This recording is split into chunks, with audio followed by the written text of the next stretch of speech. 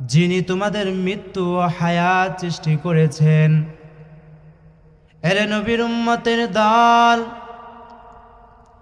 আল্লাহ রাব্বুল আলামিন আগে মৃত্যুর কথা বলেছেন, তার মানে আমরা এক সময় মৃত ছিলাম। এক সময় তো আমার কোনো অস্তিত্বই ছিল না, আমি তো বাতাসের সাথে, মাটির সাথে, পানির সাথে, আগুনের সাথে মিশ্রিত ছিলাম। আল্লাহ রাব্বুল আলামিন কুদরতিভাবে আমার মায়ের গর্ভের মধ্যে আমাকে প্রবেশ করাইয়া দিয়েছেন। ওইখানে যখন আমার হাতও ছিল না, পাও ছিল না, আমার কোনো অস্তিত্বই ছিল না, শুধুমাত্র একটি গোস্তের টুকরা।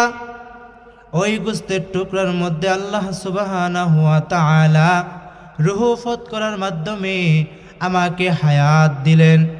এর মানে এক পর্যায়ে আমি ছিলাম মৃত, আল্লাহ তাআলা কুদরতিভাবে মায়ের গর্ভে আমাকে জীবিত করেছেন। আল্লাহ রাব্বুল আলামিন বলে, আমি তোমাদের হায়াত ও মৃত্যু সৃষ্টি করেছি কেন? ভালো মন্দ আমলের পরীক্ষা করার জন্যে। আল্লাহ কিন্তু বলেন নাই আকসারু আমালা, বেশি আমলের জন্য পাঠিয়েছি, না না, আল্লাহ বলেন ভালো আমলের জন্য বানিয়েছি, বেশি আমলের জন্য বানাই